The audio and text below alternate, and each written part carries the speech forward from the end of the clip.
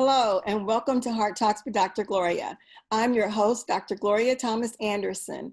On this show, we talk about matters of the heart, an acronym for healing, edifying, affirming, restoring, and transforming. Heart represents the core values of my company, hearttonesGTA, and is the very basis of our conversations today. And today, I am so excited that we have Tiffany Evans, who is the founder of Right University and the publisher of Homeschooling North Texas magazine. Welcome, Miss Tiffany. Hi, Dr. Gloria. Thank you. Thank you for having me on today.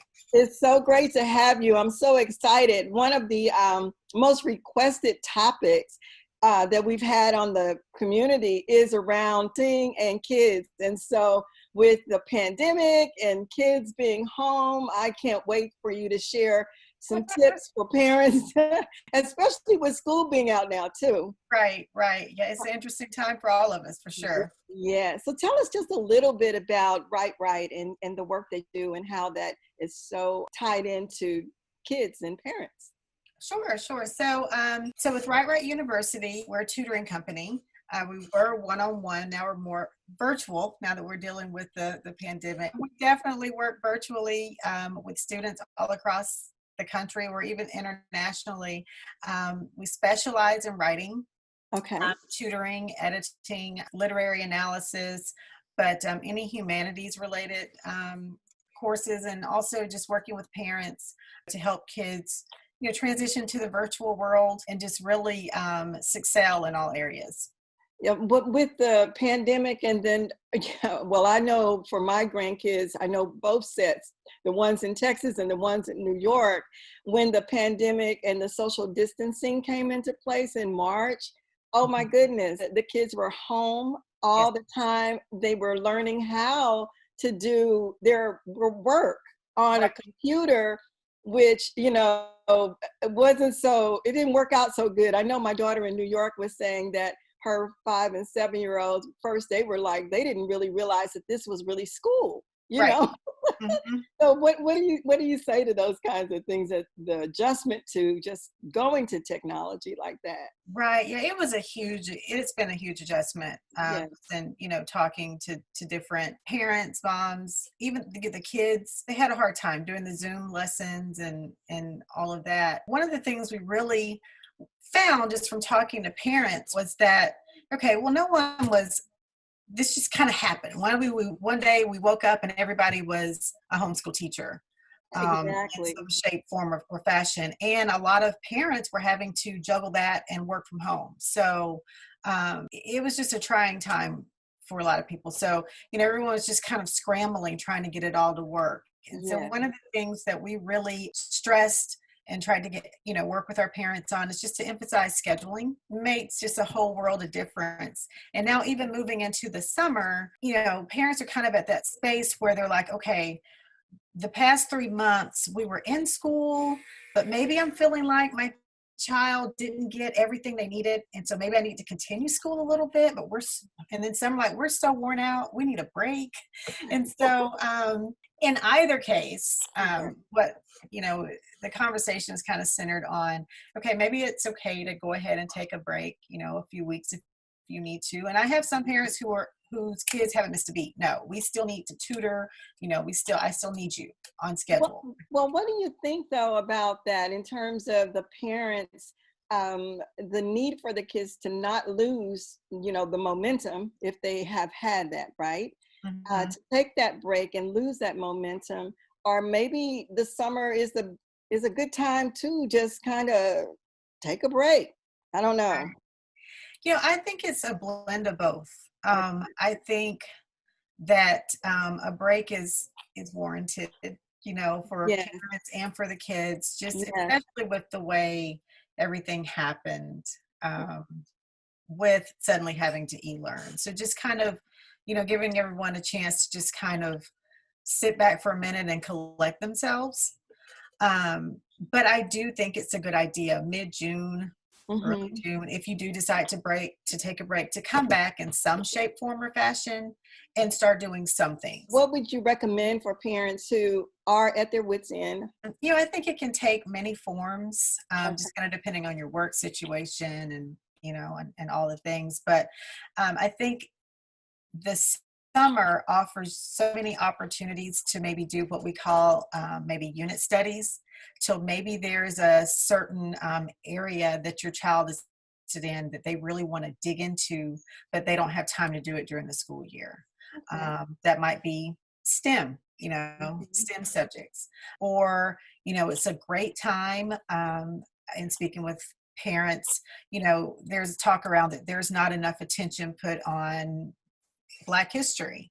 And so maybe you want to take the summer and just really dig in and study, Black history. So I think that's a great time to get unit studies in there. Okay. And then reading is so important. If your child does nothing else in that schedule, I would make sure they're spending at minimum 30 minutes a day, probably Okay. longer, with a book in their hand, just reading. Mhm. Some schools have a recommended summer reading and some don't. So regardless, I would really emphasize reading. And there are a lot of book clubs.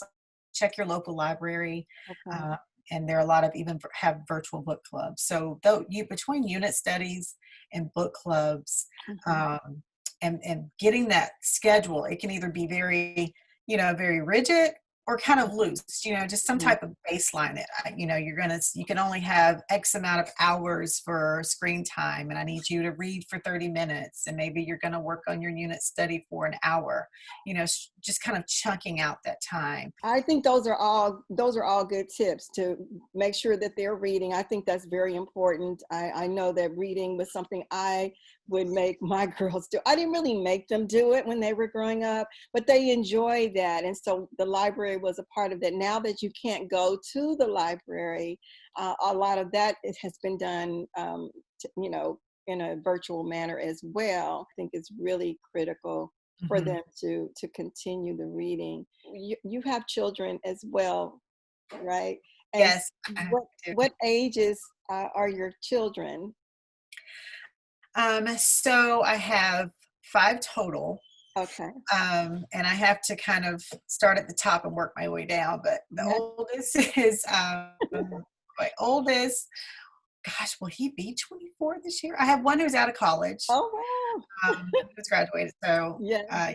And then I have 4 girls. I have a daughter who's 22. Okay. You got to think about it. One's about to turn 19, and then I have a 15-year-old and an 8-year-old. Wow. So, Oh wow. yeah, So let me ask you something with that age difference. yes. How do you schedule or manage the 15-year-old that's a teenager and the Okay. 8-year-old, and having them both have a process for the time they're out of learning of school? Right. So, two different types of schedules, I'm sure, right? Absolutely. And that is such a great question. So with the older one, her name's she's 15. Um, Okay. it's funny when everything started with the e-learning, I had this plan and I'm like, okay, Morgan, you're gonna do your work over here and you're gonna do this and you're gonna do this, and this. And she kind of put me in check, and she was like, Mom, you don't have to stay on top of me. And I didn't, she's Yeah. like, I do my work. I make great grades. Like, Yeah. chill. Okay. I got Yeah. this. Yeah. And I think that comes down to my point that I'm trying to make is that you have to know your child. If you have a child that's like takes initiative, self-starter, give them their space, like let them design and just kind of check in on them. Yeah. But if you have one who doesn't, Yeah. then you might need to, Have to be a be more in. partaker with them and helping them to do that, and Right. actually maybe being a classmate to them. Exactly. Right. Yes, Yeah. yes, ma'am, Wow. for sure. Wow. Well, the last thing that I know, we don't have much time left on this. I'm going to have you back because I definitely want you to talk about the fall and what parents can do in preparing for the fall. And if they Right. are going to be doing e-learning at home, which is a possibility, or some form of that, how do they manage that if they're not teachers? Right. And a lot of them are not teachers. They have Exactly. Yes. they have all these other things going, and they're managing so many other things. So we'll definitely have back if you'll be. Great. What would your closing tips be for us, just for summer tips for parents to do for their kids this summer in terms of keeping that flow, but at the same time giving them, both a break? Right, right. I just say the summertime, keep it light. As a family, you have to decide what is your rule. Like, how are you approaching distancing? If you're not going out, there are things to do at home, like DIY activities, crafts. You're still learning, but more fun. Okay. Um, and then there are things you can do even outside of the house, going to the park, or going, if you're an early riser, going to pick berries. And Mm-hmm. there are things that you can do with your child where they're still learning different skills, but they're spending time with you, you're getting outside the house, and it's kind of a win-win for everybody. Yeah, great. Well, thank you so much, Miss Tiffany. It was a wonderful pleasure talking with you. Thank you. Likewise, I look forward to talking to you again. Yes, absolutely. And thank you all for just being a part of this ministry and watching this episode with Miss Tiffany Evans. And God bless you. Bye-bye.